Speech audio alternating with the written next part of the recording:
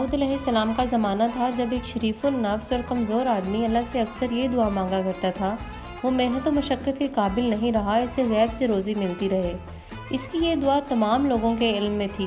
لوگ اسے دیکھتے ہی طرح طرح کی باتیں بنایا کرتے تھے۔ ان کا کہنا یہ تھا کہ اللہ نے اسے ہماری طرح ہاتھ پاؤں عطا کیے ہیں، پھر یہ کیوں محنت کے بغیر اللہ سے رزق مانگتا ہے۔ وہ حضرت داؤد علیہ السلام کی مثال دیا کرتے تھے کہ وہ پیغمبر خدا ہیں، مگر روزی محنت و مشقت سے کما کر کھاتے ہیں۔ وہ شخص سب کی باتیں سنتا مگر کسی کی پرواہ کیے بغیر آہوزاری جاری رکھتا۔ اللہ سب کی سننے والا ہے۔ جب اس نے اللہ سے گڑ گڑا کر دعا مانگنے کی حد کر دی تو رحمت حق جوش میں آئی۔ اس کا دروازہ اچانک کھلا اور ایک موٹی تازی گائے اس کے گھر میں گھس آئی۔ اس نے فوراً گائے کو ذبح کیا اور قصاب کو بلا کر اس کی بوٹیاں بنوائیں۔ اسی دوران گائے کا مالک اپنی گائے کی تلاش میں ادھر نکل آیا۔ یہ منظر دیکھا تو بولا، ظالم، یہ کیا غضب کر ڈالا؟ یہ گائے تو میری تھی، تجھے کس نے اجازت دی کہ اسے ذبح کر کے اس کی بوٹیاں کروا ڈالے؟ وہ شخص بولا، بھائی، زیادہ چیخنے چلانے کی ضرورت نہیں، میں برسوں سے اپنے اللہ سے دعا مانگ رہا تھا کہ میرا رزق میرے گھر پہنچے۔ اب مجھ میں محنت و مشقت کی طاقت نہیں رہی۔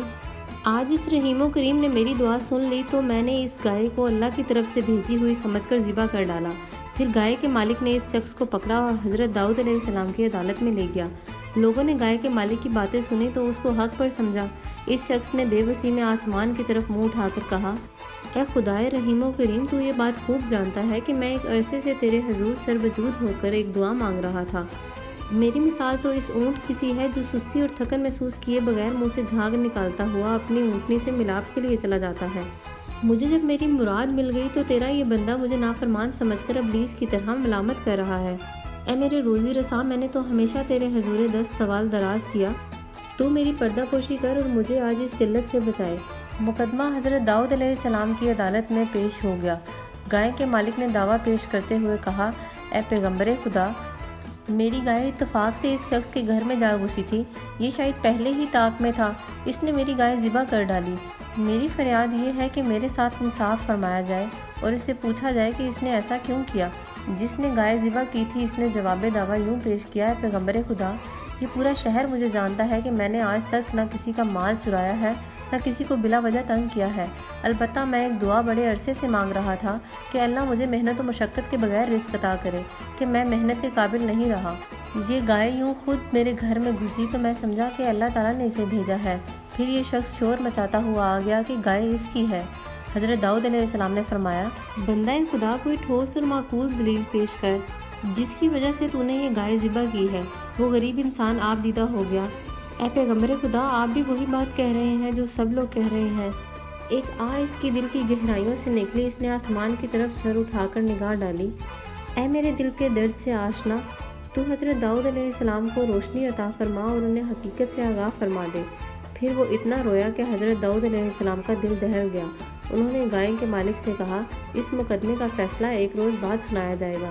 پیغمبر خدا اپنے حجرے میں داخل ہوئے، عبادت گاہ کا دروازہ بند کر دیا۔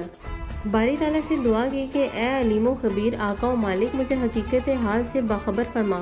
اللہ نے اپنے پیغمبر پر اسرار و رموز کھول دیے۔ دوسرے روز حضرت داؤد علیہ السلام نے گائے کے مالک کو بلا کر اسے کہا، وہ اس شخص کو معاف کر دے جس نے اس کی گائے ذبح کر دی ہے۔ اللہ نے اس کے گناہوں کی پردہ پوشی کی ہے تو وہ بھی پردہ پوشی کا حق ادا کرے۔ گائے کا مالک ناراض ہو گیا اور کہا، یہ انصاف نہیں، ظلم ہے۔ دوسری مرتبہ حضرت داؤد علیہ السلام نے گائے کے مالک سے فرمایا، اپنا سارا مال اور جائیداد اس مظلوم کے حوالے کر دے۔ اگر تو نے ایسا نہ کیا تو تیری سخت رسوائی ہوگی، پھر جو ظلم و ستم تو کرتا رہا ہے ان پر سے پردہ اٹھا دیا جائے گا۔ گائے کے مالک نے یہ سنا تو گریبان پھاڑ ڈالا، اس کے منہ سے جھاگ بہنے لگی تھی۔ اس نے دوبارہ پیغمبر خدا کی شان میں گستاخی کی اور نازیبا کلمات استعمال کیے۔ اب حضرت داؤد علیہ السلام نے تیسرا حکم جاری فرماتے ہوئے کہا، تو اپنے اہل و عیال بھی اس کے حوالے کر دے۔ یہ سن کر گائے کا مالک پتھر سے اپنا سر پھوڑنے لگا تھا۔ لوگ نہیں جانتے تھے کہ حضرت داؤد علیہ السلام یہ حکم کیوں دے رہے ہیں۔